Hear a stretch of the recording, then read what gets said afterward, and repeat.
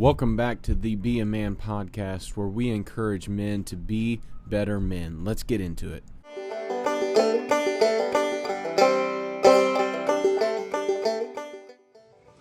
Welcome to the podcast. I'm excited to have you on tonight, Andrew. I've been looking forward to this quite a bit. Why don't you introduce yourself, tell people who you are? Yes, I'm Andrew Nissley, and I live in New Brunswick, Canada. Originally, I'm from the States. I've been here 13 years as a pastor, and my wife and I, we run a bear camp, actually, to try to help substitute some of our income. Yeah. And so that's kind of that's the Instagram account that we are using right now. We have 6 kids. Jacob is our oldest. He's 16. Our youngest would be Isaac, and he'll be 4 next month. Awesome. In January, the end of January. Yeah. Oh, very cool. Yeah. I did not know you were a pastor as well. So where are you from in the States? Well, originally from Pennsylvania. Okay. That's where I was born. Most of my family's in Pennsylvania. I grew up mostly in Maine. My father was a pastor and pastored in Maine, so that's where most of the life I grew up there. Cool. Yeah, I'm a pastor here in a small rural town in Illinois. So okay. I understand where you're coming from completely. So the bear hunts. You got to talk about that some more, because that sounds really cool, but not something, in Illinois we don't see. Every once in a while, there's a black bear that might roam into northern Illinois somewhere, but we don't see that ever. Uh-oh.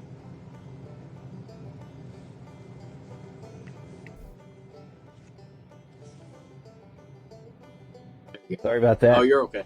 No worries. That's my internet's real bad. It happens. I understand. Yeah. So you got to talk about the bear hunts. What do you guys do? I mean, it sounds really fun.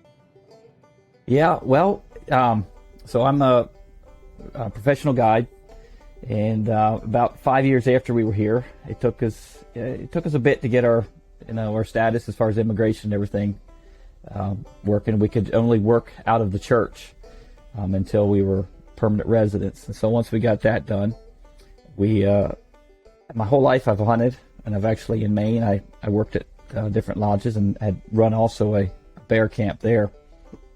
And so we were looking for something that we could do, or I could do, that would help with income and not take me away from the church, and not keep me away from the family so much. So we decided to do that. We prayed about it, and the Lord gave us peace about starting to take in some hunters, and it's really grown. The Lord's really blessed, and we've been taking last year. Of course, with COVID, everything kind of got shut down, but last year was a kind of our restart up. It was a big year. We had hunters. Our sports had come in from, of course, a lot of them come from the States, and now we're taking a lot from Europe that are coming in. And so what we do is we bring them in, and we provide pretty much everything. We provide lodging, all the meals, and provide their hunting license, transportation to the woods and back to the lodge. And we provide, we say it's an adventure, because that's what we try to do. And so far, everybody's been very satisfied with it, and we've been very successful at it. Yeah. So, we don't have any of that here. So I just, no. It's deer season right now, but it's always funny. I always joke because, I always see the biggest deer where you can't go hunt at. So, we've got a little bison farm that's not too far from us, and I saw this huge 12-pointer the other day right in front of this bison farm, which no one can go hunt there. But, guys are like, yeah, that's got to be where it's at. That's the one I've been looking for. You know what I mean? Yeah. Yes, so absolutely. So you're a pastor as well. Do those two things ever cross? I mean, how do you use those as kind of opportunities?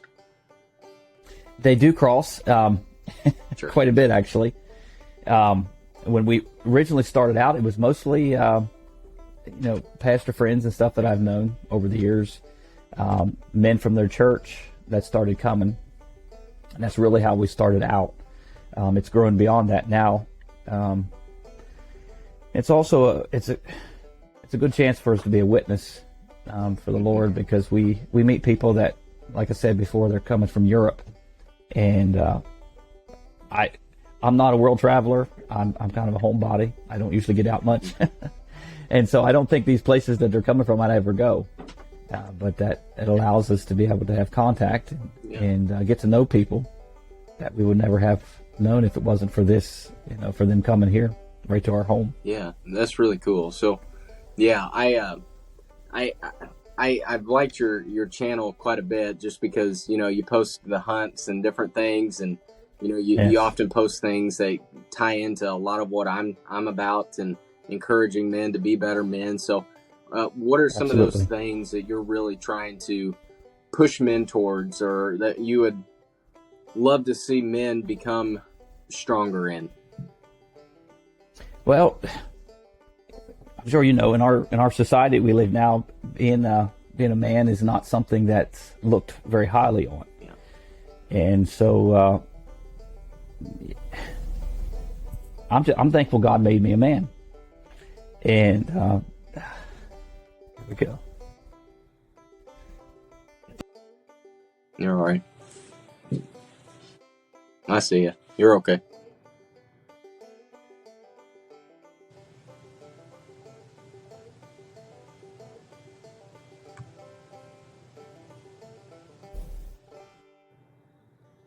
I'm sorry about that. You're all right.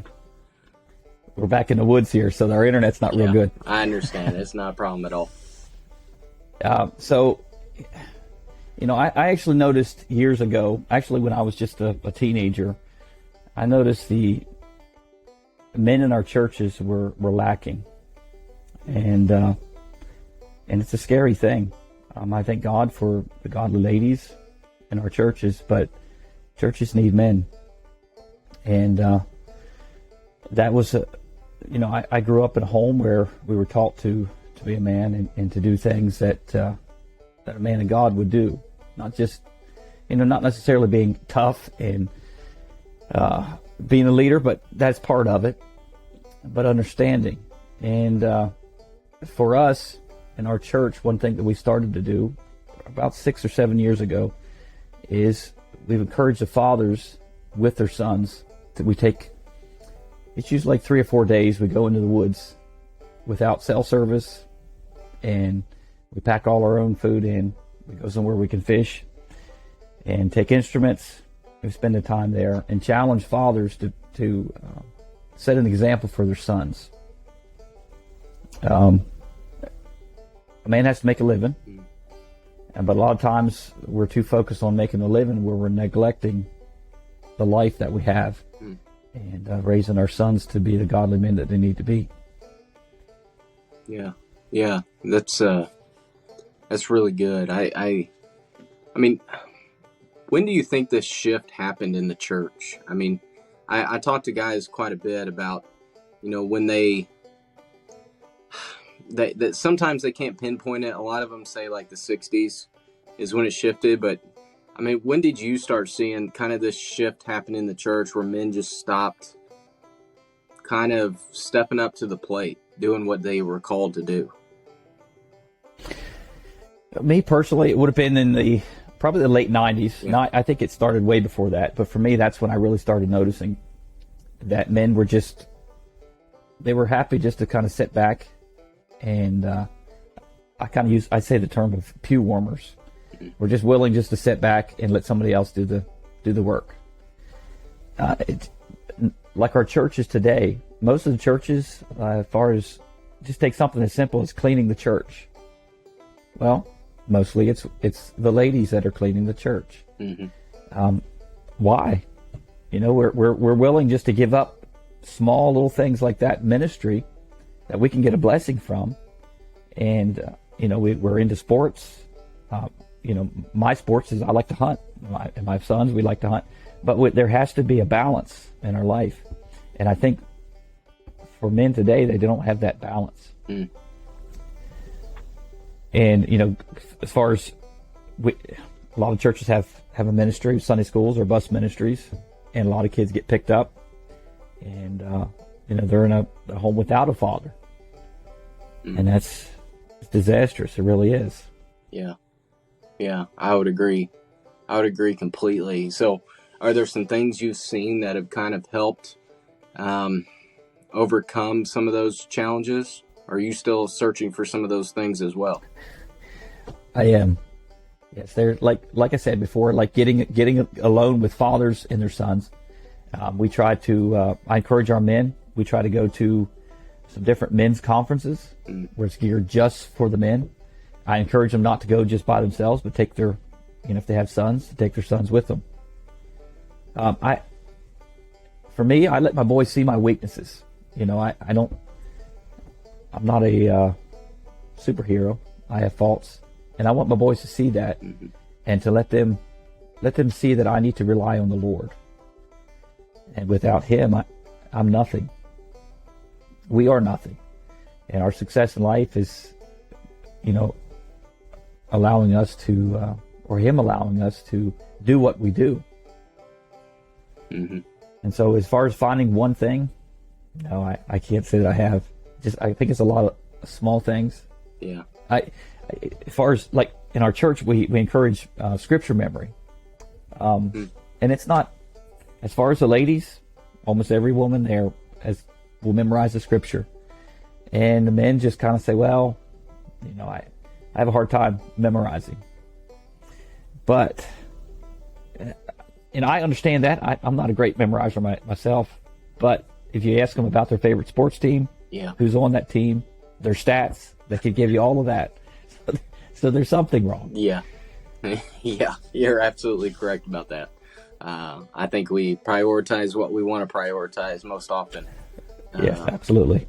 I wonder, let's say with your boys, like, what are some of those areas that you are trying to really encourage, not just godliness, but like how to be a godly man in their lives? Yes. Well, I try to have one-on-one time. And we have 6 kids, like I said. Well, 5 of them are boys. And so that puts a lot on my plate as a father. Yeah. Jacob just turned 16. One of the things that we do is, at a certain age, when Jacob turned 16, I contacted a lot of godly men in our life that know him and know myself. And obviously from where we live, they weren't able to come here. But what I had them do is I had them write some wisdom down on paper and write him a letter, some godly advice that they could give him for the future.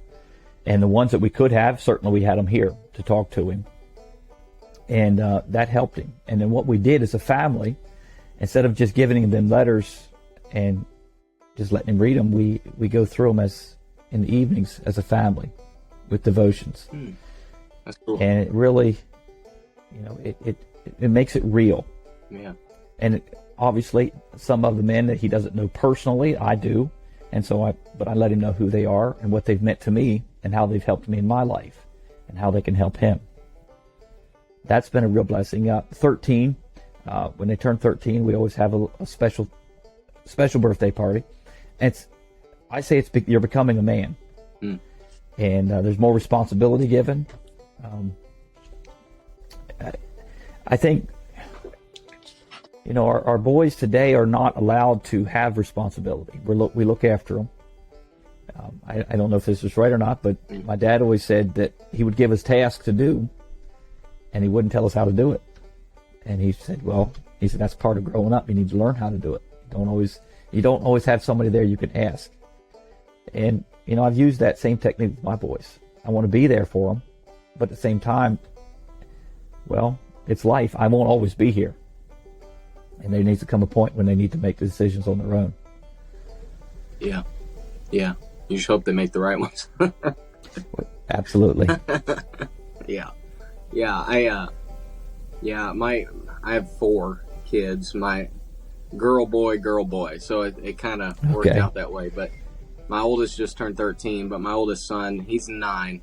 So we've started to have some of those, learning dad moments that we've been working through. And I'm starting, we're in a small rural town. There's about maybe 800 people. So we're very rural, but you know, he's starting to go out with his buddies on their bikes, and you know, they'll ride around, and you know, they get into stuff and whatever. And I'm like, my wife's very nervous. She's a nervous mess, and he'll be telling stories, and I'm laughing because I'm like, that's nothing compared to what we did. It's just kind of part of finding out who you are, and absolutely living life. Kind of give them that opportunity to make some decisions. Yeah. Some have been good, some not so good, and we work through those and learn from them. And you know, he's different than my oldest daughter. She's very, you know, black and white about stuff, and it's either right or it's wrong. There's not a lot of gray area, which has its own challenges, but it's, you know, that's how she is. So I can be more blunt, and she knows exactly what it means. But him, it's generally all gray.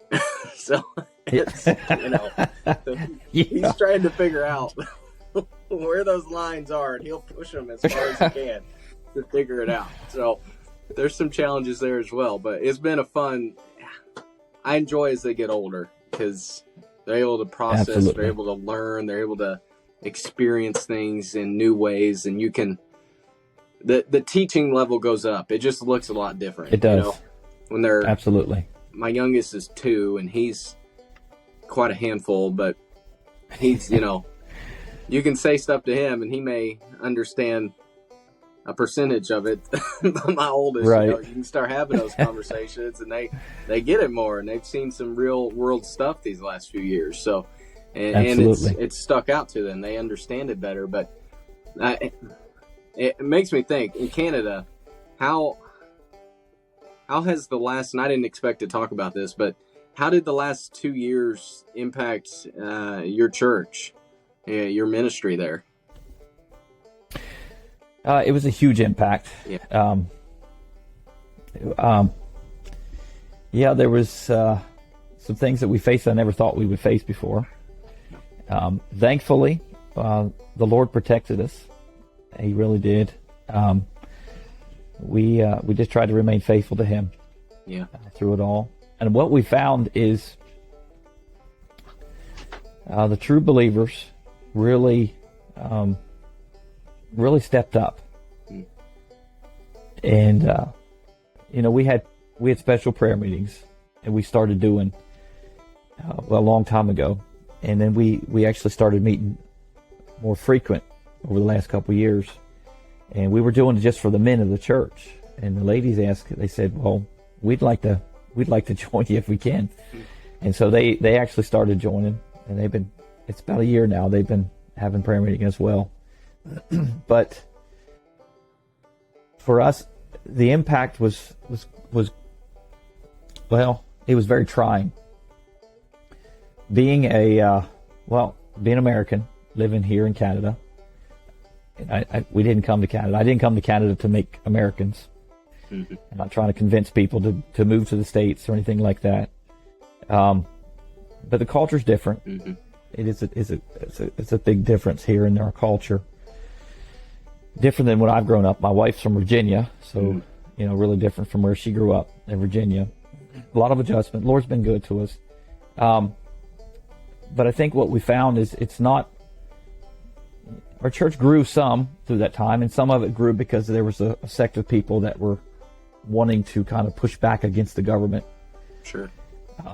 And we found that, you know, after a while, after everything kind of eased off, they left too. Yeah. Which I'm grateful for, because, you know, there's that spirit of rebellion. And that's not good. Yeah. And I found it myself, actually, through the time that I had to fight back. One of the things that helped us, you know, the Bible talks about in James about confessing our faults one to another. That really became real to me, because some of the meetings we had with the men, there were some things that we all struggled with, and me personally that I struggled with, but I was able to go to them and tell them, be open about it. And I got help because they prayed, and then we were all facing it together, and we worked through it. So that meant a lot. Certain passages of Scripture, that one in particular really meant a lot to me through that time. But the Lord blessed our church, actually, as far as finances, our church actually did much better than it ever had. We grew in numbers. We had people that just wanted to be faithful to the Lord. Yeah. I like the part about it, and I hate to use that word because there's really nothing to like about a pandemic. But what I liked about it is I seen some sincere Christians. Mm. And that I really enjoyed. I think we came as close to a revival as I've ever experienced through that time. Hmm. In my life, with my family, and then with our church. I think we were. It was something else. Yeah.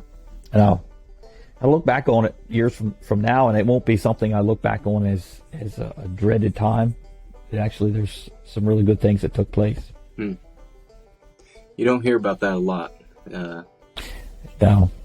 That's really encouraging to hear, because I have spent this many times this year trying to think about the positives from it all, and it's just at first there were none in my mind at all, but yes, I do think it has weeded out some of those, like John in 1 John, he talks about kind of those posers, those people who had infiltrated the church that weren't really Christians. They were just playing the part.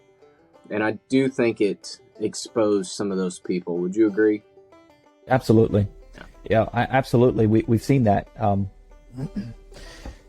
I say we gained some with our church. We actually lost some too. Mm-hmm. And that's always a hard thing. But it was a time that was, I said this many times, and the other men said it as well. It was the time that was revealing. A lot of things were revealed. Yeah, that's really good. I completely agree, and I hope we can look back and see a lot of those positive signs and see what the Lord is doing. And I think, anytime you saw these great movements of revival in history, it was usually connected to times whether it was a return to prayer as a main focus of the church, or a time of a recommitment to the scriptures. And those were usually the catalysts for those great revivals that we read about in history. And I do wonder if there was kind of a return to prayer in scripture over these past few years that maybe hadn't been there, or maybe we just gotten kind of apathetic about it. Yes. Yeah. I just I agree. My hope is that we won't lose sight of it. We'll keep pressing on, especially men. Absolutely. Because I think a lot of what we've seen is from poor leadership from men all over, and it's been, people have allowed it to happen. But I think now is the time where we are starting to see, it's that old saying, weak times create strong men. And I think we're at that time right now. And we're at those hard times where we're going to start seeing maybe the strong men start standing up again. And I think part of what I'm doing, and part of, what I'm encouraging a lot of other people to do, is be those men who start standing up and leading the charge. And I'm very encouraged to hear how you are striving to implement those things with your own kids, your own sons, because they're the next step. They're going to have to take this even further. Absolutely. Yeah. So with our, go ahead. It's important because we need to realize that the church is nothing without families. And of course, we know Satan is attacking the family. He's attacking the home today greatly, and ultimately it affects the church, because when the family is destroyed, the church is destroyed. And absolutely, we need some strong leaders in our homes, some strong godly leaders. Yeah. I think about, we live in a society where everybody wants to be known. Everybody, of course, social media. Everybody has their thing on social media to try to, put their image out there, what people can see. And it's, for the most part, we can put out there what we want. We can convince people in a lot of ways. But I think we need, I think we need, one of the verses in Scripture that really meant a lot to me in my life is John 3, verse 30, which says, "He must increase, but I must decrease." Mm. I think it was Winston Churchill that said that it doesn't matter, or it's amazing what you can accomplish if you don't care who gets the credit. And I'm paraphrasing, I'm not, don't quote me on that one. But that's what I try to teach my sons, is to make sure that you're serving the Lord and don't worry about the recognition. The Lord will reward. Mm. The Lord will reward His own. Our labor for Him is not in vain. He tells us that. And I think of, we think of Gideon. Gideon was a mighty man of valor. But what people don't realize is before there was a Gideon, the Bible talks about there was a prophet of God that came to Israel.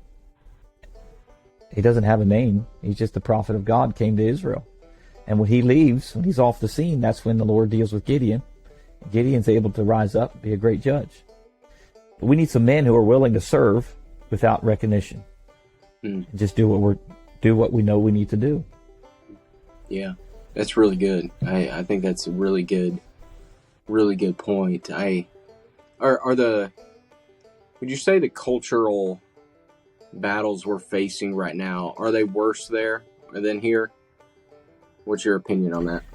Well, or are they about the same? I mean, I don't know. I mean, it's probably about the same. I mean, our culture is quite a bit different. We have in our area, our province, it's more of a matriarchal, society. Okay. So that's we have to try to overcome here. But a lot with the culture, everything that's going on, it's pretty much the same. I believe it's all the same agenda. Mm-hmm. Yeah. Leading us all down the same path. Yeah. I know certain parts of Canada are more conservative than others, and I didn't know if your particular area was or not. Right where we're at, it is. Okay. Even our province is more conservative than other parts, which, I'm thankful for that. But, even that, we've come to a point where that doesn't mean much anymore. Yeah. Because we've moved so far away from biblical truths that, we don't even know what that means. Yeah. Yeah, I was reminded of that today. There was this law, this same-sex marriage act bill that they're trying to pass through right now, and we're so far beyond what even 5 years ago I thought we would ever see. I thought we'd get to this point, but I thought I would be a lot older when we did. Right. And it's just escalating more and more quickly, and I was talking to somebody last night, and he said it's really Romans 1 playing out before our eyes. And we're at the point where we're not just doing the sins the Bible talks about, we're inventing new sins like Romans 1 talks about.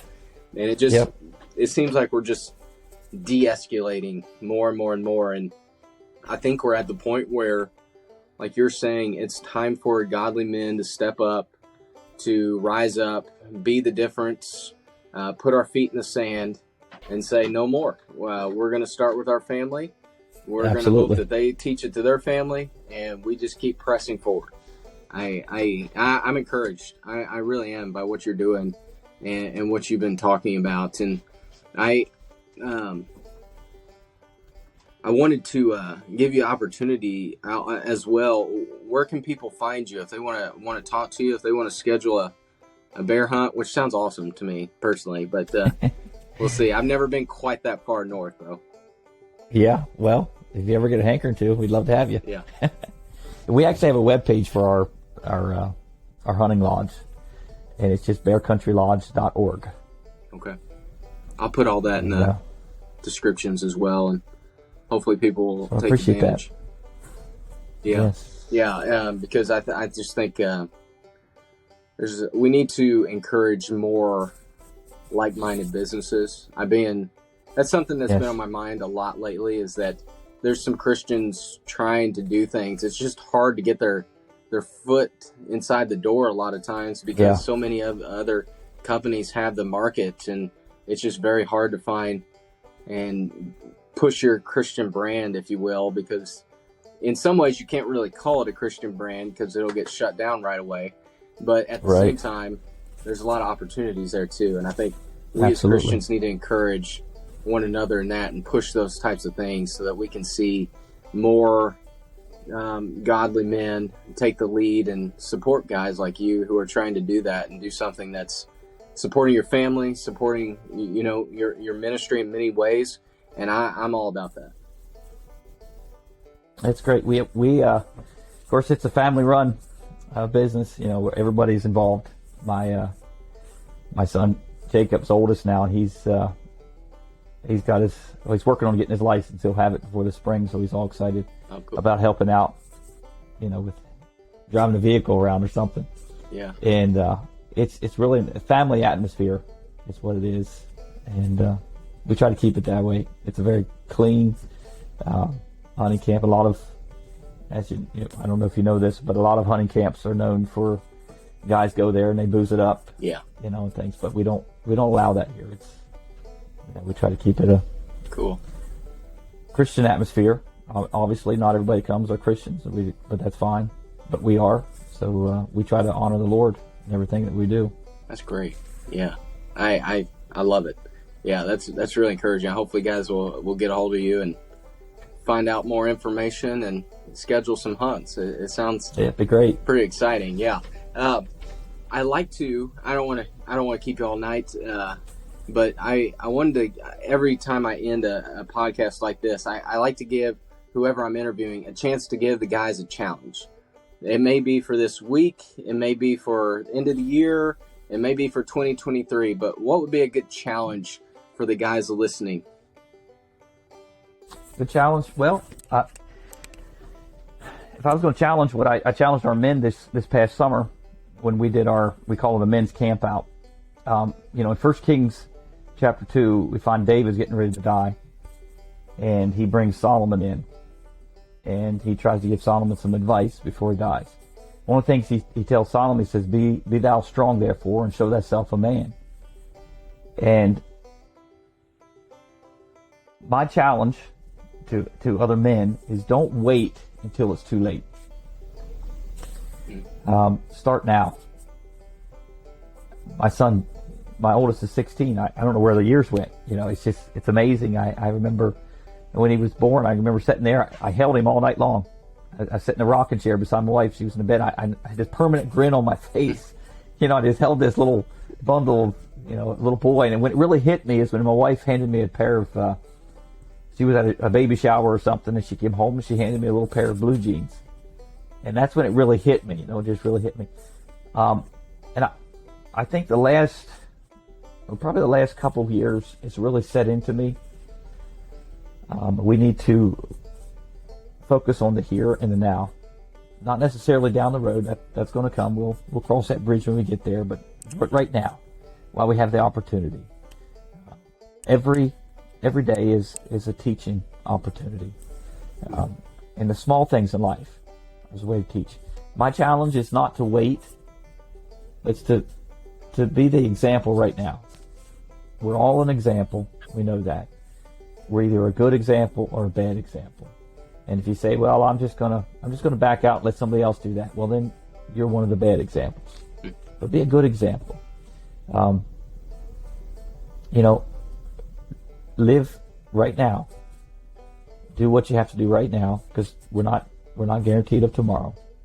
Boast not thyself of tomorrow, because we don't know what tomorrow is going to bring. Mm-hmm. We've all had family that have going on. We have family that's in heaven. And we'd love just another, I think my mother passed away several years back, and I think many times that I would just like to sit down and talk to her, and some things that I would like to ask and I would like to tell her. Don't wait, and especially with dads and with your sons, you don't get another chance once they're out in the world. That's really what we have to do right now, or how we are going to train them. And the way this should go has to be done right now. Don't wait. That's good. That's a good challenge. Yeah, I think we need to take the best and make the most of the time that's been given to us, and not think Absolutely. that there's always going to be another day. I think we need to seize the day that the Lord has given us and make the most of it, and strive to be the best men we can be, and strive to teach those lessons to our sons and those who we have, an impact on. And, 20 years ago, what we're doing right now isn't possible. Yes. And, right. it's interesting. The tools that have been given to us, we need to make the most of them and use them to spread this message that we are about. And one of the things I've really enjoyed about these conversations is, and talking to you today, Andrew, is that, there's a lot of men out there who are having a lot of the same goals, and it's easy sometimes to think we're all alone. And it's encouraging to hear that we're not. There's a lot of guys out there who are striving to do the same things I am, that we are, and that's extremely encouraging. And I hope men listening to this will be encouraged by that news as well. Yeah, so absolutely. I appreciate you coming on, Andrew. I've really enjoyed this conversation, and I hope we can do it again sometime. Yes, absolutely. I appreciate it, and I appreciate what you're doing. It's very needed in our day. Thank you. I appreciate that. Yep. So we'll talk again soon, and I hope men are encouraged to be better men through this. Have a great night. Okay.